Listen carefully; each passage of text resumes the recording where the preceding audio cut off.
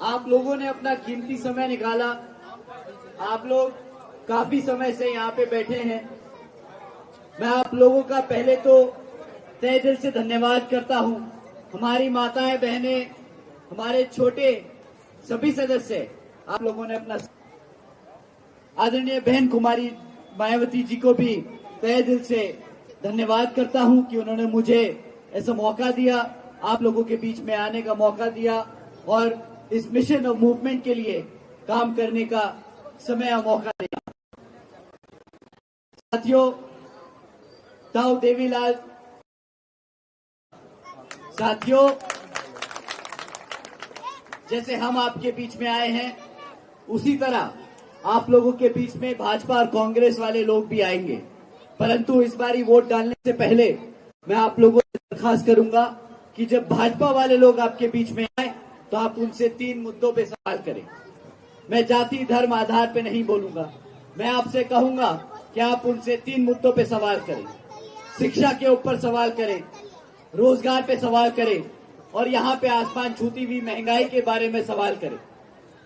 साथियों, अगर हम शिक्षा की बात करें तो आप लोग खुद जानते हैं कि भाजपा ने पिछले 10 सालों में यहाँ पे 5000 से ज्यादा प्राइमरी स्कूल बंद करने का काम किया है।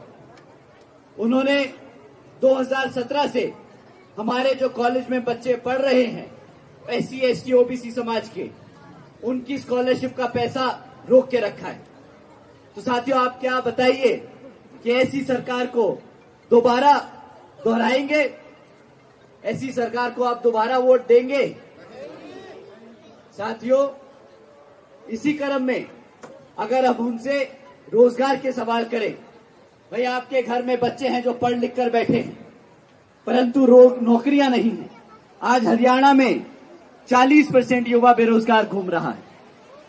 हर घर से एक बच्चा बेरोजगार है, परंतु आपने अपने बच्चे की पढ़ाई लिखाई पर लाखों रुपए खर्चे, लोन लेकर आपने उस बच्चे को पढ़ाया लिखाया। किस लिए? कि वो रोजगार में होगा, नौकरी में होगा, 2 पैसे कमाएगा, घर में लाएगा।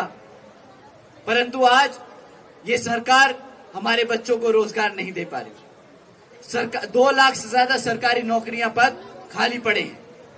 अगर जो सरकार आपके बच्चों को रोजगार नहीं दे सकती, क्या आप ऐसी सरकार को दोबारा दोहराएंगे?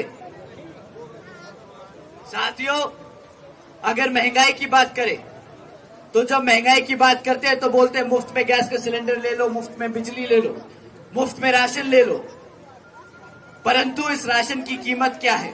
मुफ्त में बिजली की कीमत क्या है? तो कम से कम वो बच्चा आपका घर में 2.5 से 3 लाख रुपया कमा के लाके देगा।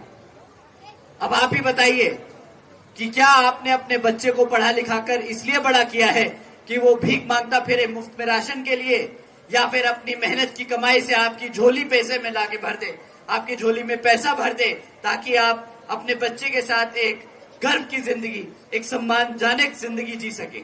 अब आप ही बताइए, ऐसी सरकार चुनेंगे जो आपको गुलाम बनाती है, या आप बसपा इनेलो की सरकार चुनेंगे जो अपने बच्चों को पढ़ाने लिखाने के लिए 12वीं तक की शिक्षा मुफ्त में देने को तैयार है, जो हमारे युवाओं को रोजगार देने के लिए तैयार है, जो हमारे बुजुर्ग माताएं बहनें हैं उनको एक सम्मानजनक जिंदगी देने को तैयार है?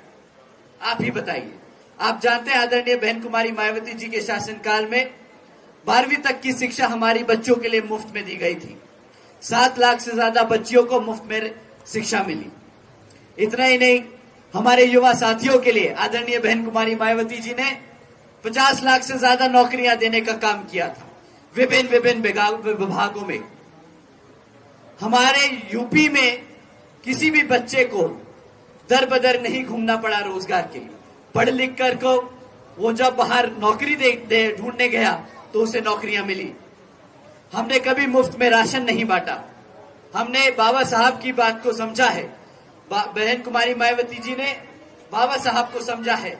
उन्होंने संविधान को लागू कराया, हर एक बच्चे को संविधान के तहत एक इज्जतदार जिंदगी जीने का मौका दिया। अब साथियों, आप ही बताइए कि जब आपके बीच में धर्मपाल टीकरा जी आए हैं तो क्या आप उनको वोट देकर विधानसभा भेजेंगे? अगर आपने इनको विधानसभा भेजा तो यहाँ पर स्कूल,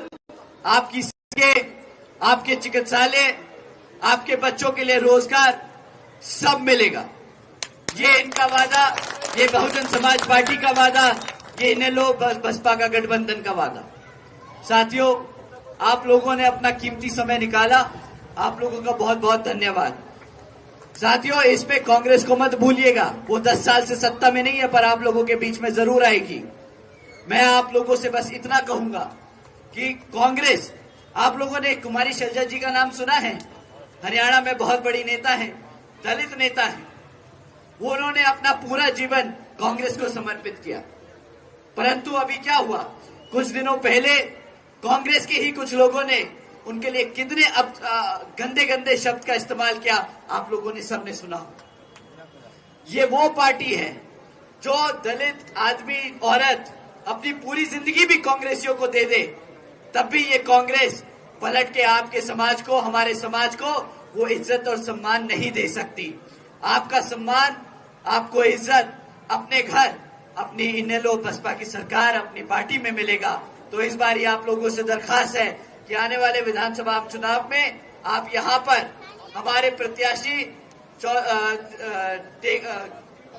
तीगरा साहब को वोट देकर विधानसभा भेजने का काम करें, और यहाँ पर चुनाव चिन्ह हाथी है तो हाथी पे बटन दबाएं, ताकि आपके लिए यहाँ पे सड़कें, आपके बच्चों के लिए स्कूल, आपके बच्चों के लिए रोजगार यहाँ पे हम उपलब्ध करा पाए।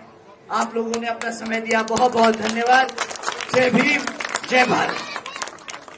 बहुजन समाज पार्टी जिंदाबाद।